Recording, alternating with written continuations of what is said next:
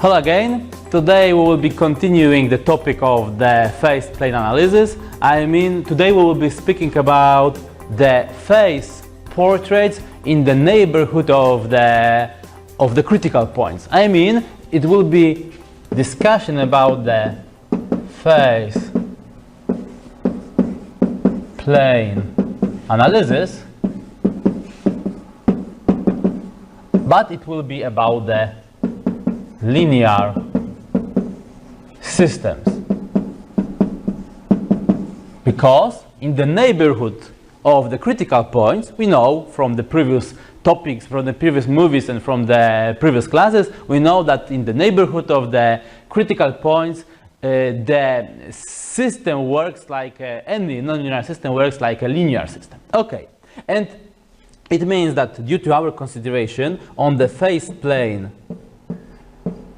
the dynamic system can be described by such an equation. We remember that in the neighborhood of the critical point, we are able to compute the coefficients, linear coefficients of the right-hand side.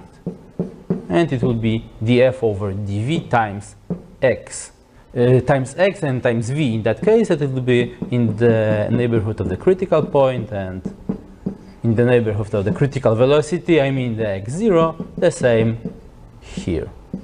Okay, last time we denote somehow, we've emphasized the fact that it's some, let's say, local coordinate frame, and I put the tilde at every single variable, because we know that it's some shifted coordinate frame. Okay, and also in the previous movie about the linear analysis on the phase plane, we introduced that coefficient can be treated as a, let's say, some equivalent natural frequency, and here we have, let's say, some equivalent damping coefficient, let's say. Okay, it will be such a case. Okay, and if we have such a system, we generally know what is the solution, because due to the time solution, the solution that in the time domain, because we know that in the time domain such an equation, it will be exactly x tilde double dot equals minus omega equivalent omega square x minus 2h equivalent damping coefficient time x tilde dot. We remember that the previous topics connected with the problem how to solve the vibration, how to determine the vibration of the linear system. We remember that the x, the general solution of the homogeneous equation will be given by such a thing. It will be C1 times E r to the R1t plus C2 I R2t, such a thing. Okay, really simple solution, and because we are speaking about the phase plane analysis, we would like to find the portrait. We would like to find the image of the vibration on such a thing. We have to compute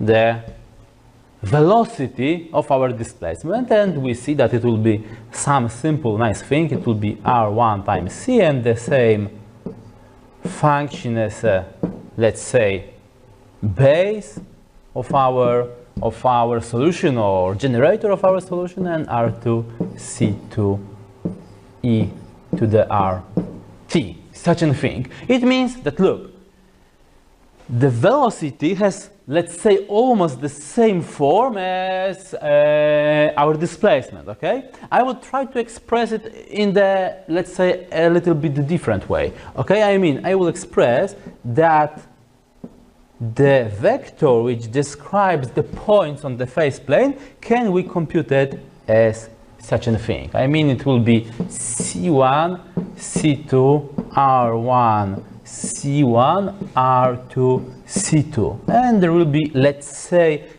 another vector which describes the, let's say, some reference points. Okay? And now we see that using that approach and using the previous topic, the explanation from the previous movie, we see that it will be some affine transformation of some base solution, and if we transform that thing by that matrix, we will get the phase plane portrait. I mean the portrait on the phase plane. Okay? It means that the structure of the result, I mean if we have, because it's a curve given by the parametrized equation, if we have some curve here, it will be only the result of the transformation will be really similar, because from the previous topic, because from the previous video, we know that such an operation, I mean the operations given by the matrices, constant matrices, it's only the scaling, rotating or shear of the process. It means if we will see, let's say, line, after the transformation, we will see again the continuous line. If we will find here ellipse or circle here, then after the transformation, we will get the scaled circle or rotated circle or something like that. Okay? I mean, let's say the topological structure of the solution will be exactly the same. It means that we can discuss our solution based only that two elements. I mean, here we have the, let's say, x and y as a components from the 2D plane, and the first element is ER1, 2 and ER2, 2. And let's start with the discussion what is the curve which is described by that parametrized equations. And we can deal with that problem in some easy steps, because we see that if we make some simple transformation, we can make such a thing. I mean, the x is E times R2 to 2, and due to the rules how we can deal with the powers, we know that it will be exactly the same, because we know that if we have some powers, I mean if we have the power of the power, it will be the product of the of that elements. Okay, and from the other hand, we see that it's a y, it's a R2 times t, and we see that here we have exactly the y component. It means if we take that nonlinear system of the equation with the parameter t, we are able to eliminate that t from our equation, then we have the equation of our curve. Okay, in that case it means that its x is exactly y to the r1, r2, or in another way we can express it in the, let's say, equivalent way. We have the y, it's x r1, r2. And depends on values of the r1 and r2, we have the different values of the, I mean, we have the different curves which are described by that equation. Let's consider the simple case, because we remember the r1, r2, the first case, are given by such a formula. I mean, the minus h plus square root of h square minus omega 0 square. In our case, of course, it will be the equivalent h and equivalent omega square minus the same things minus of that thing. Let's consider at the beginning that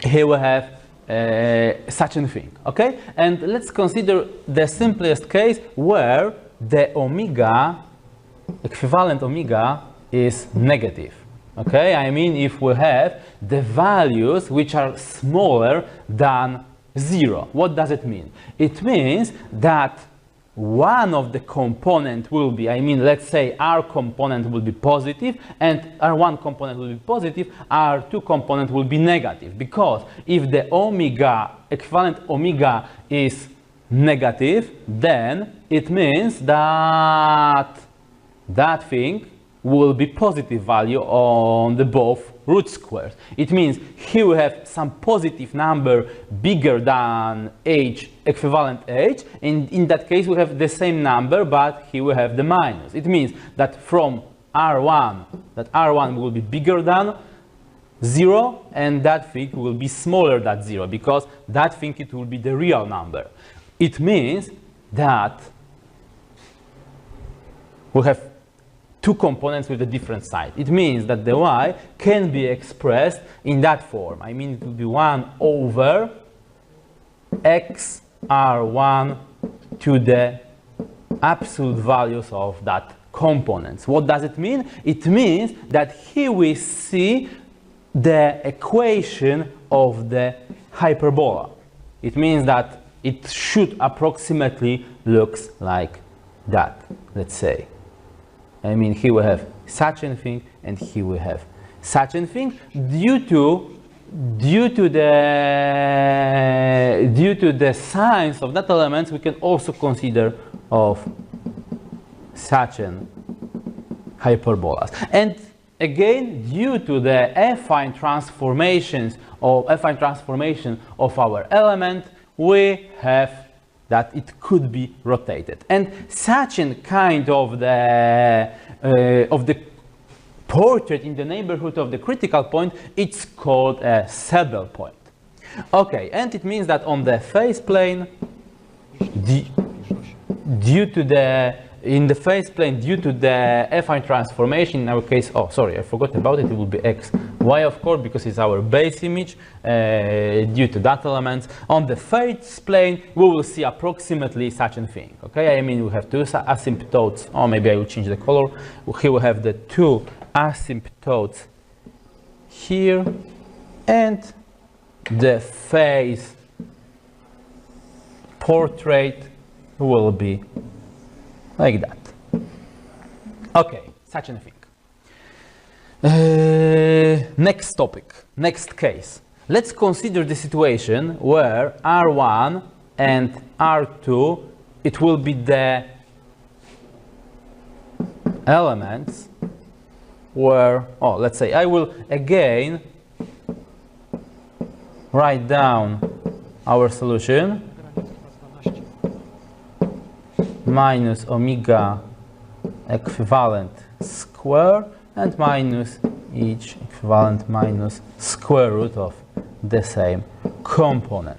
Okay, and the same situation here. Let's consider the situation of the overcritical damping. Okay, I mean where that component minus omega equivalent square is bigger than 0. Okay, I mean where the entire difference is bigger than 0, but we see that the equivalent omega will be still bigger than 0. What we will get as a result? We see that it will be positive number, but smaller than that value. Okay, because even for omega equivalent omega square 0, then here we have the square root of the h equivalent h square. It means even for the omega equivalent omega square, we will get 0 here. For the positive values of that thing, that component will be smaller. Exactly, entire component. I mean that thing. You can check it on the paper. It will be smaller than equivalent h. What does it mean? It means that as a result, we will get that there will be two, I mean R1 will be smaller than 0 and R2 will be also smaller than 0. What does it mean? It means that as a result, we have the polynomial function as a result, as a curve which will be described on the xy plane due to that equation. I will rewrite the equation again. I mean, due to the y is given by the x, I have to check it because I don't remember, x R2, oh, I find a mistake. Look, here we have the R1, R2. Due to the transformation, then we will get, it will be R2 over R1. Sorry, my bad. And here we have the same case. I mean R2 over R1. And for the same signs, I mean for the negative signs, here we see that it will be the polynomial function of our element. I mean the phase portrait on the xy plane, it will be approximately such a thing, in such a function. Okay? And of course the symmetries of that curve also can be included. I mean such a thing. What we'll get as a result in the neighborhood of the critical point? We will get such a thing.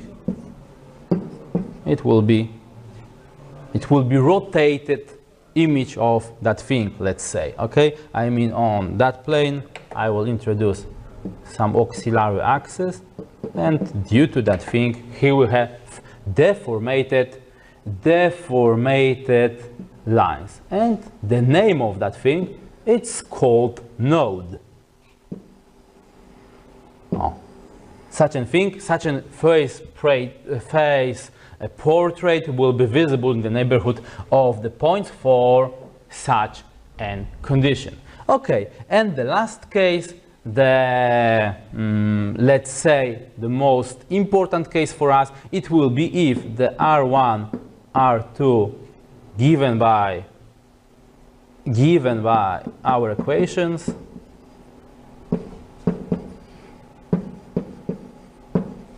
will be for the under critical damping.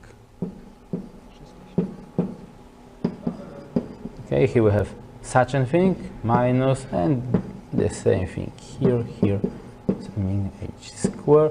And we know, I mean, for the under damping case, then we have that the omega square is bigger than the equivalent h square. And we know that it means that we will get as a result that that entire expression, it will be complex number. What does it mean? It means that we will get as a result that our x will be approximately, let's say, sine omega, equivalent omega t h plus some phase shift, and the y, it will be first derivative of that thing. I mean it will be omega h, equivalent omega h, I mean the omega of the damped vibrations times cosine of omega h equivalent t plus phase shift. And what does it mean? What we see as a result on the Cartesian plane, on the xy plane, we will see the ellipses, because we know that it's a parameterized description of the ellipse. Let's say it will be such a thing.